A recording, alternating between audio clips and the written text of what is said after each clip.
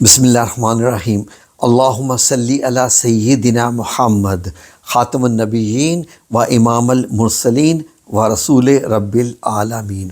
ناظرین، سورہ الاحزاب کی آیت نمبر 72، اگر انسان اس پہ غور کرے تو یقین کرے کہ انسان ڈر جائے۔ میں سمجھتا ہوں کہ یہ آیت اگر جو بندہ سمجھ لے وہ حتیٰ کہ ہنسنا بھی بھول جائے اور زندگی میں اتنا سیریس ہو جائے اور وہ ایک دم سے، جس کو متقی اور پرہیزگار کہتے ہیں نا، تقوی اختیار کر لے اگر اس آیت کو بندہ سمجھ لے۔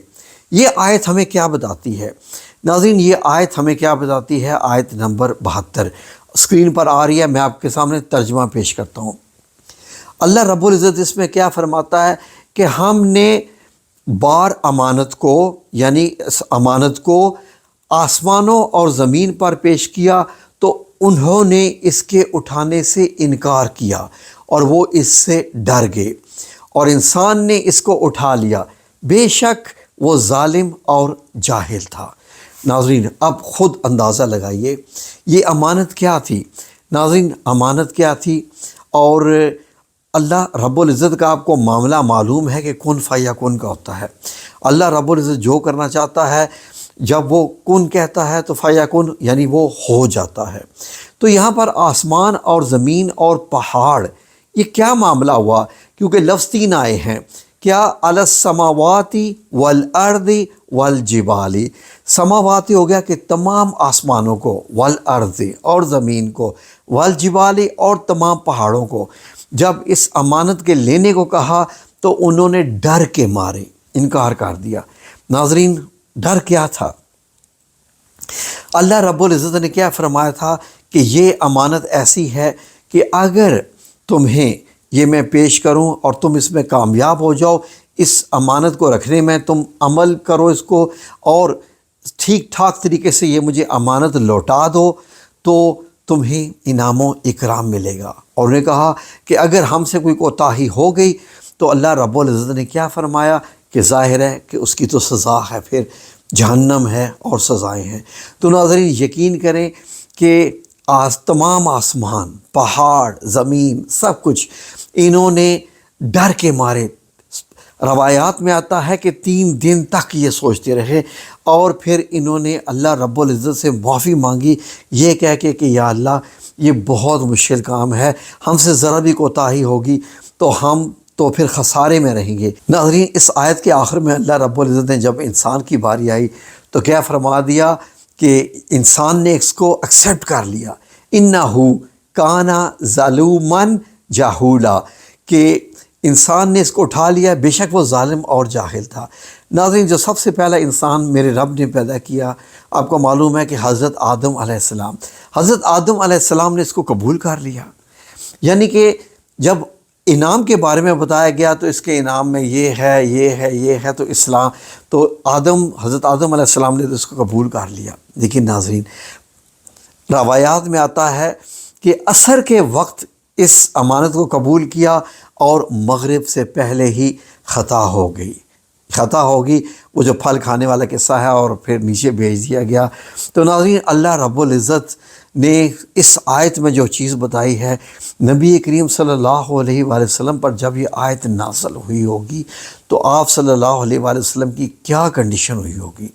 ناظرین، میں نے کسی ایک روایت میں پڑھا تھا کہ آپ صلی اللہ علیہ وآلہ وسلم پر جب سے یہ سورہ احزاب نازل ہوئی تھی تو آپ صلی اللہ علیہ وسلم نے مسکرانا جو ہے وہ ہنسنا ہی چھوڑ دیا تھا، کیونکہ ناظرین، اتنی بڑی ذمہ داری جس کو پہاڑ نہیں اٹھا رہے، پہاڑ جو کہ پتھر کے ہوتے ہیں، زمین جو کہ کتنی بڑی ہوتی ہے، کتنی پھیلی ہوتی ہے، آسمان جو کہ ستاروں کو اٹھائے ہوا ہے، عرش کو لیے ہوئے ہے، اور اس کے بعد فرشتے اس میں ہوتے ہیں، اور اگر زمین کو بھی دیکھیں تو اس میں بھی درخت، ندیاں، نالے، سمندر، سب کچھ ہے، لیکن اس امانت سے ڈر گیا اور انسان نہیں ڈرا۔ آئے ذرا اب غور کریں آج کے انسان کے اوپر۔ ناظرین، آج کے انسان کو دیکھیں، میں بھی دیکھتا ہوں، آپ بھی لوگ دیکھتے ہیں کہ لوگ ناچ رہے ہیں، گا رہے ہیں، دھوکہ بھی دے رہے ہیں، جھوٹ بھی بول رہے ہیں، نماز دیکھ لیں، نماز بھی نہیں پڑھتے، کئی لوگ روزہ بھی نہیں رکھتے، اور جھوٹ بولنے کو تو کاروبار کا حصہ سمجھا ہوا ہے۔ خاص کر پاکستان میں جھوٹ بولے بغیر تو یہ کوئی چیز بیچتے ہی نہیں ہے، اور سمجھتے ہیں کہ یہ شاید ایک ٹیکٹک ہے جو ٹریڈنگ کا۔ لیکن ناظرین، کتنا انسان بھول گیا ہے کہ ہمیں ایک جو امانت سونپی گئی تھی، یہ امانت ہم نے اپنے رب العزت کو لوٹانی ہے۔ یہ امانت جس کو لینے سے آسمانوں نے، پہاڑوں نے اور زمین نے انکار کر دیا تھا، ہمیں سونپی ہوئی ہے، اور ہم کہاں کیسی زندگی گزار رہے ہیں۔ حیرت ہوتی ہے مجھے ان لوگوں کے اوپر جو کہ روپے، پیسے اور ان تمام اور تکبر کس چیز کا۔ آج آپ زندہ ہیں، کل قبرستان کے کسی قبر میں پڑے ہوں گے، اور وہ بھی خوش قسمتی سے اگر قبر نصیب ہو گئی۔ روزانہ آپ دیکھتے ہیں ایکسیڈنٹس ہو رہے ہیں، اموات ہو رہی ہیں، کچھ نہ کچھ ہوتا ہے، انسان چلا جاتا ہے، انسان کے جانے کا کوئی وقت نہیں ہے۔ اس کا تعلق ہی نہیں ہے کہ ایک اگر انسان صحت مند ہے تو وہ سینکڑوں سال جیے گا، اس کا تو تعلق ہی نہیں ہے۔ یقین کریں، کل ہمارے ہاں ایکسیڈنٹ ہوا ہمارے شہر میں، ایک 21 سال کا نوجوان اور ایک 25 سال کا نوجوان گاڑی میں ایکسیڈنٹ میں، 21 سال والے کی تو اسی وقت ہی ڈیتھ ہوگی، اور 25 سال والا ہے وہ ہاسپٹل میں، مطلب کریٹیکل کیئر میں ہے، اور اللہ رب العزت کو شفا عطا فرمائے۔ تو ناظرین، کیسے پتہ چلتا ہے کہ کس وقت انسان کے ساتھ کیا ہو جائے؟ تو ہم اتنی بڑی امانت لے کے جو ہمیں اللہ کو واپس پیش کرنی ہے، وہ کیا ہے امانت؟ نماز پڑھنا ہے، روزے رکھنے ہیں، جھوٹ سے ہے پرہیزگاری، متقی، روزہ، شرم و حیا، یہ تمام جتنی بھی چیزیں اسلام میں، شریعت میں ہمارے اوپر فرض کی گئی ہیں، یہ ساری چیزیں ہم پہ لاگو ہوتی ہیں۔ تو ناظرین، ہم ان میں سے کتنی چیزوں پہ عمل کر رہے ہیں؟ تو اتنا ذہن میں رکھ لیجئے کہ واپسی پہ جانے کا کوئی وقت مقرر نہیں ہے، کسی لمحہ کسی وقت بھی۔ تو اپنے آپ کو تیار کر لیجئے، وہ امانت جس کو آسمانوں نے انکار کر دیا تھا وہ ہمارے کندھوں پہ ہے، ہمارے سامنے ہے، اور ہم یقین کریں کہ ہماری خلوتیں دیکھ لیں، بیٹھ کے ہر وقت 24 گھنٹے موبائل دیکھ کے بے حیائی کے گانے دیکھ رہے ہوتے ہیں، اور پاکستانی قوم نے جس طریقے سے ناچ گانا منا کے کر کے جو بسنت منائی ہے، جوان لڑکے لڑکیاں، کوئی کانسیپٹ ہی نہیں ہے کہ شرم و حیا کیا ہوتی ہے وغیرہ وغیرہ۔ اب تو یہ باتیں کرتے ہوئے بھی ڈر لگتا ہے کہ جتنی آپ کریں گے کوئی آپ ہی کو الزام دے گا، بھئی آپ کون ہوتے ہیں یہ کہنے والے؟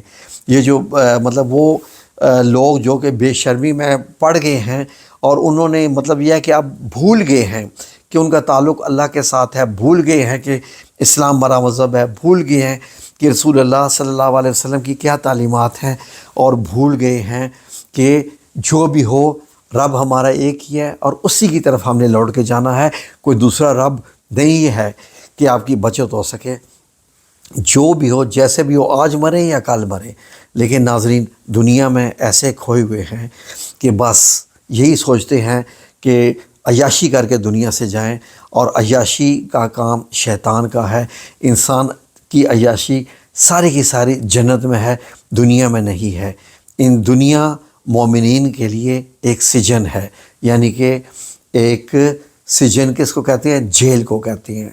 سجن میں آپ کو معلوم ہے کہ آپ کی تمام ایکٹیویٹیز پہ ریسٹرکشنز ہوتی ہے، لیکن ہم یہ نہیں محسوس کرنا چاہتے، تو ہم بھول جاتے ہیں کہ ہم کون ہیں، کیوں ہیں، کہاں سے آئے ہیں، کس لیے آئے ہیں، اور ہمیں واپس جانا ہے، ہمیں جانا پڑے گا، اور واپس جا کر ہمیں جواب دینا پڑے گا جیسے بھی۔ تو اس وقت پھر یہ نہیں ہوگا کہ کیوں، چونکہ، چنانچہ وغیرہ، یہ ایک ہی سفر ہے ہمارے پاس۔ اللہ رب العزت ہمیں ان تمام معاملات کو سمجھنے کی توفیق عطا فرمائے، آمین یا رب العالمین۔